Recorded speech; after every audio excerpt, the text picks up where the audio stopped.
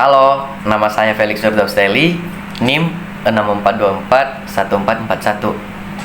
Dalam video ini, saya akan menganalisis bahasa dalam pidato Gibran Rakabuming Raka saat debat Cawapres pada tanggal 22 Desember 2023. Fokus saya adalah pada struktur kalimat, pilihan kata, gaya bahasa, serta kesesuaian dengan kaidah bahasa Indonesia.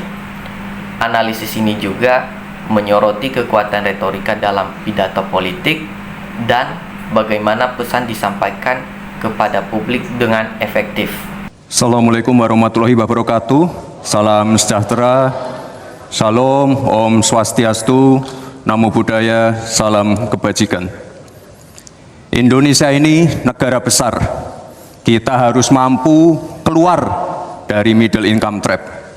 Gibran membuka dengan salam lintas agama, membangun kesan inklusif. Ia langsung menyampaikan isu global seperti resesi dan konflik geopolitik. Struktur kalimatnya kompleks tapi runtut.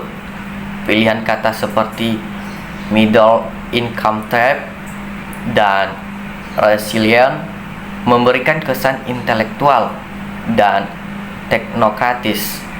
Gaya bicaranya cepat namun artikulatif, memperlihatkan kesiapan dan penguasaan materi.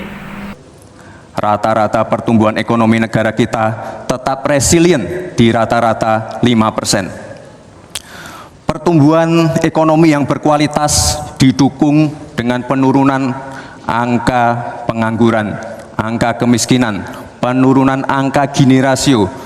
Kalimat ini berbasis data konkret, pola penyampaiannya langsung ke inti, memanfaatkan pendekatan logis, gaya formal dengan istilah ekonomi yang kuat. Kalimat majemuknya efisien, menunjukkan penguasaan terhadap pencapaian pemerintah. Nada bicara stabil, menambah kesan profesional dan objektif. Kita akan lanjutkan hilirisasi, bukan hanya hilirisasi tambang saja, tapi juga hilirisasi pertanian, hilirisasi perikanan, hilirisasi digital, dan lain-lain. Kalimat ini berisi repetisi yang disengaja untuk mempertegas visi keberlanjutan. Kata hilirisasi diulang sebagai penguat pesan. Struktur SPOK jelas. Gaya komunikasinya penuh semangat, memperlihatkan bahwa transformasi ekonomi tidak terbatas pada sektor industri besar, tetapi juga menyasar ke sektor-sektor potensial lainnya. Pemilihan kata genjot dan lanjutkan memberikan warna dinamis pada pidato. Kita punya 64 juta UMKM yang menyumbangkan 61% untuk PDB kita. Gibran menyampaikan data kuat dengan kalimat singkat dan tegas. Gaya teknokratis tapi tetap membumi.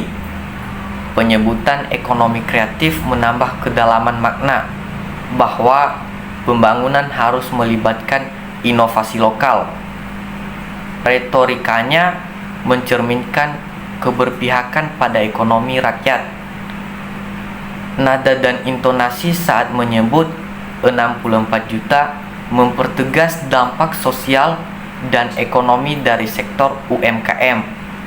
Insya Allah akan terbuka 19 juta lapangan pekerjaan. Pemerataan pembangunan itu wajib. Sekarang investasi yang ada di luar Jawa sudah ada 53%. Penggunaan kata insya Allah memberi kesan religius dan merakyat. Penyebutan angka besar seperti 19 juta dan 53% memperkuat pesan optimisme berbasis data. Kalimat efektif dengan pola sebab akibat. Jika langkah ekonomi dijalankan, maka lapangan kerja terbuka. Ini retorika solusi, bukan hanya janji. Gaya bicaranya tegas, tapi tetap terbuka. IKN ini bukan hanya saja membangun bangunan pemerintahan, tapi juga sebagai simbol pemerataan pembangunan di Indonesia. Kalimat ini menggunakan gaya kontras dan simbolik, bukan hanya tapi juga memperlihatkan upaya memperluas makna. Struktur kalimatnya seimbang dan mudah dicerna. Penggunaan kata simbol menciptakan emosi dan makna yang mendalam. Retorika ini menunjukkan bahwa Gibran berusaha memingkai IKN sebagai proyek masa depan, bukan hanya membangun fisiknya saja. Saya juga berkeyakinan suatu saat nanti Indonesia akan menjadi raja energi hijau dunia dengan terus mengembangkan biodiesel, bioaftur dari sawit, bioetanol dari tebu, sekaligus kemandirian gula. Gaya bahasanya futuristik dan penuh semangat.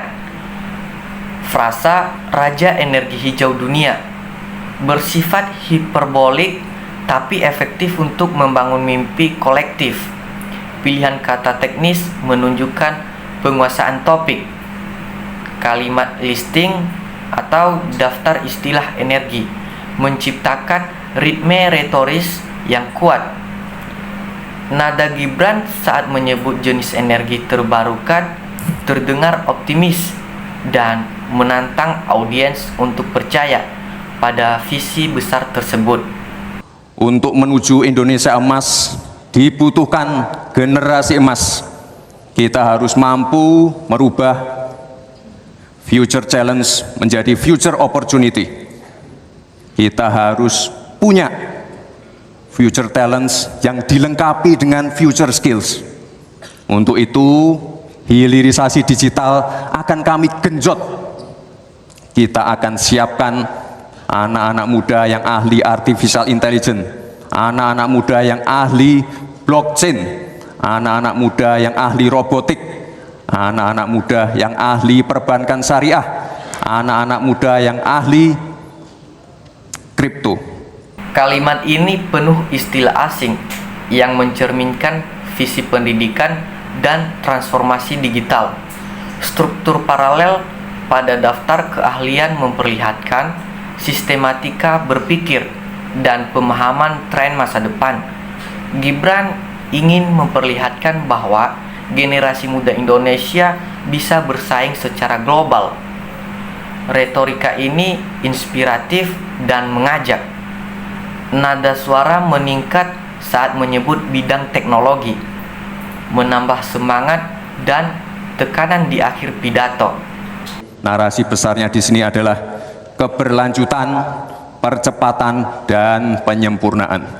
Terima kasih. Wassalamualaikum warahmatullahi wabarakatuh. Selamat Hari Ibu. Selamat untuk kaum perempuan.